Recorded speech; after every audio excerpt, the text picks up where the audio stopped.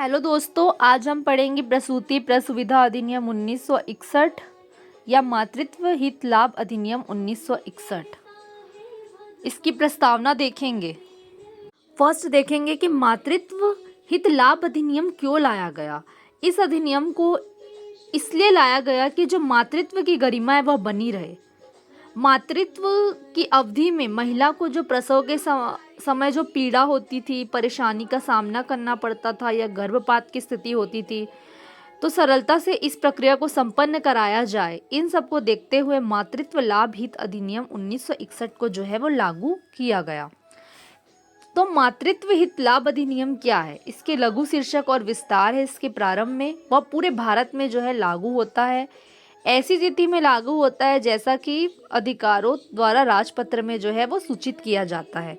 अधिनियम के लिए आवेदन पहली बार में लागू हुआ था, यह प्रतिष्ठान के लिए है। शर्त यह है कि राज्य सरकार व केंद्र सरकार के मजदूरी के संबंध के जो मामले होते हैं उसमें आवेदन कर सकती है महिला। जो प्रसव पीड़ा है, जिसको प्रसव है, वही आवेदन कर सकती है इस अधिनियम के अंतर्गत।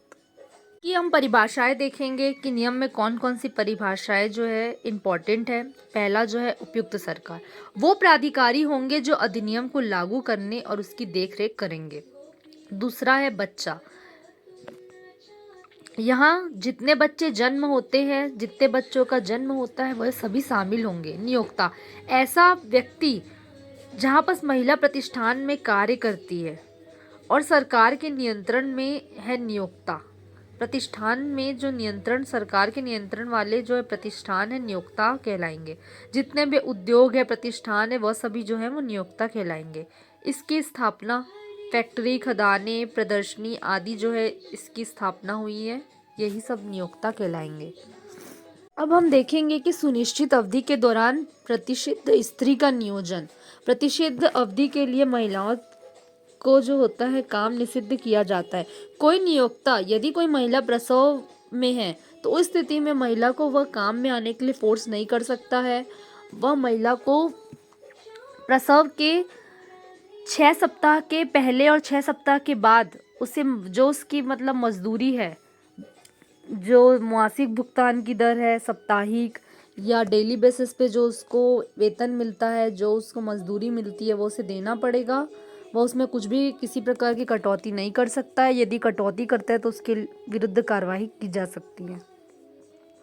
अब जो है मातृत्व हित के लिए भुगतान। अब ये है कि महिला जो है मातृत्व हित के भुगतान के लिए कब पात्र होगी? जब महिला अपनी प्रसव के पहले किसी प्रतिष्ठान में 12 मासों में कम से कम 160 दिनों तक वह काम की हो, तभी वो मातृत्व हित लाभ की हकदार होगी, अन्यथा नहीं होगी।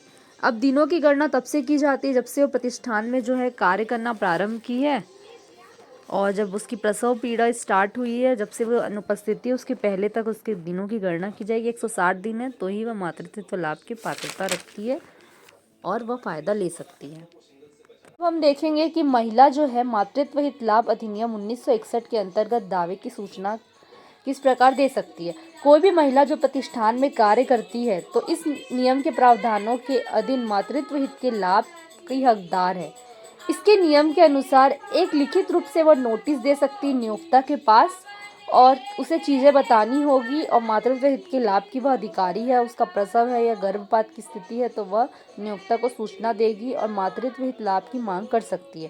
साथ ही वह नोटिस में किसी अन्य व्यक्ति, अपने परिजन, संबंधी जन का नाम भी नामांकित कर सकती है नोटिस में, और जरूरी नहीं है कि वह व्यक्ति प्रतिष्ठान में कार्य कर रहा है। सूचना, जब से वह अनुपस्थित रहती तब से वह नियोक्ता को सूचना दे सकती है। अब हम देखेंगे कि गर्भपात के लिए छुट्टी। गर्भपात की स्थिति होती है तो महिला जो होता है, महिला छुट्टी ले सकती है। गर्भपात की स्थिति में जो मातृत्व हित लाभ उसको मिलेगा। तो महिला जो है गर्भपात हो गया, उस स्थिति में महिला छुट्टी लेगी, उसके लिए भी कुछ प्रावधान है। तो उसके तुरंत बाद 6 सप्ताह के लिए उसे छुट्टी दी जाती है, 6 सप्ताह की छुट्टी, और तब तक उसे दैनिक मजदूरी का भुगतान नियोक्ता के द्वारा जो है वो किया जाएगा। स्त्री के मृत्यु के मामले के संबंध में मातृत्व हित लाभ के भुगतान की क्या विधि है, ये देखेंगे। यदि प्रसव के दौरान किसी महिला की मृत्यु हो जाती है तो उसका लाभ उस व्यक्ति को देगा जिसे वो नामांकित की है, नोटिस में नामांकित की परिजन है, उसको मातृत्व हित लाभ जो है उसके अनुरूप दिया जाएगा। यह नियोक्ता का दायित्व बनता है। और मेडिकल बोनस की भी जो महिला है वो हकदार होगी, वो निःशुल्क होगा मेडिकल बोनस उसके लिए। नर्सिंग मध्यावकाश, नर्सिंग ब्रेक, महिला को जो है प्रसव के दौरान नर्सिंग ब्रेक का भी प्रावधान मिला है। जब तक बच्चे की आयु जो है 15 महीने की नहीं हुई है तो बच्चे की आयु जो है 15 महीने की नहीं हुई है तो उसे प्रतिदिन निर्धारित 2 ब्रेक तो महिला को दिए जाएंगे। अनुपस्थिति या गर्भपात के दौरान बर्खास्तगी, नियोक्ता के द्वारा या गर्भावस्था के दौरान यदि महिला अनुपस्थित है और महिला को जो बर्खास्त नहीं कर सकता है, बर्खास्त नियोक्ता कर सकता है, जबकि कृत्य गैर कानूनी माना जाएगा। यह जो है प्रावधानों का उल्लंघन होगा। कोई नियोक्ता अनुपस्थिति के दौरान उसे बर्खास्त नहीं कर सकता है, नोटिस देता है तो गैर कानूनी कार्य करता है, नियमों का उल्लंघन करता है, कार्रवाई की जाएगी उसके ऊपर, क्योंकि वो नोटिस को खारिज नहीं कर सकता। इसमें यह बताया गया है कि कोई भी यदि नियोक्ता है, महिला अगर अनुपस्थित है, प्रसव पीड़ा में है या फिर गर्भपात हो गया है तो वो उसे बर्खास्तगी नहीं कर सकता है, यह इसके नियमों का उल्लंघन है। और नोटिस भी नहीं भेज सकता है उसके पास और उसे काम से निकाल भी नहीं सकता है, उसके विरुद्ध जो है कार्रवाई की जाएगी और नोटिस को जो है वो खारिज किया जाएगा। मातृत्व हित लाभ की देनगी का अधिकार, क्या अधिकार है नियोक्ता का? नियोक्ता का अधिकार बनता है कि वह मेडिकल बोनस दे महिला को और महिला को गर्भपात के दौरान मातृत्व हित लाभ दे। अनुपस्थिति में मातृत्व हित लाभ है, मातृत्व हित लाभ बर्खास्त जो है नहीं करेगा। 60 दिन के भीतर नियोक्ता महिला को मातृत्व हित लाभ देगा और महिला को छुट्टी देगा, कटौती नहीं करेगा, वो किसी प्रकार की कटौती नहीं कर सकता है उसके जो मजदूरी है उसके ऊपर। निरीक्षक की नियुक्ति और उनकी शक्तियां क्या क्या है? निरीक्षकों की नियुक्ति की जाती है इस अधिनियम में। कोई भी नियम बनता है तो निरीक्षक की नियुक्ति अवश्य की जाएगी, क्योंकि निरीक्षक जो है वो जांच देख रेख का कार्य करते हैं। तो निरीक्षक का जो मुख्य दायित्व यह बनता है कि वह नियोक्ता पर देख रेख करे, उसकी सख्ती से पालन किया जा रहा है कि नहीं। निरीक्षकों का कार्य होता है कि वह सरकार द्वारा जो है वो नियुक्त किए जाते हैं और नियोक्ता पर वह कड़ी नज़र रखते हैं कि उनके द्वारा इस नियम को उल्लंघन तो नहीं किया जा रहा है। उनकी शक्तियाँ क्या क्या है? महिला को लाभ दिलाने की शक्तियाँ हैं, रजिस्टर व अभिलेख की प्रतिलिपि ले सकता है, साक्ष्य की मांग कर सकता है, नियोक्ता से पूछताछ कर सकता है, उस पर कार्रवाई कर सकता है। यदि नियोक्ता के द्वारा इस कर्तव्य का उल्लंघन किया जा रहा है तो उस पर कार्रवाई का भी जो शक्ति है वह निरीक्षक की शक्ति है। इसमें संशोधन 2017 में इसमें बहुत सारे संशोधन जो है वो किए गए हैं, तो हम मुख्य देखेंगे। राज्यसभा के द्वारा 11 अगस्त 2016 को बिल पास किया गया। लोकसभा के द्वारा 9 मार्च 2017 को, राष्ट्रपति की सहमति से 27 मार्च 2017 को मिली। तो 1 अप्रैल 2017 से संपूर्ण भारत में जो प्रसूति अधिनियम है, जो मातृत्व हित लाभ अधिनियम 1961 में संशोधन कर 1 अप्रैल 2017 को संपूर्ण भारत में लागू किया गया। तो इसमें सबसे मुख्य जो अमेंडमेंट था, जो संशोधन था कि स्तनपान के संबंध में था। कोई भी महिला है, ऑफिस में काम करती, तो स्तनपान की वहाँ आसानी से व्यवस्था की जा सके, इस पर था।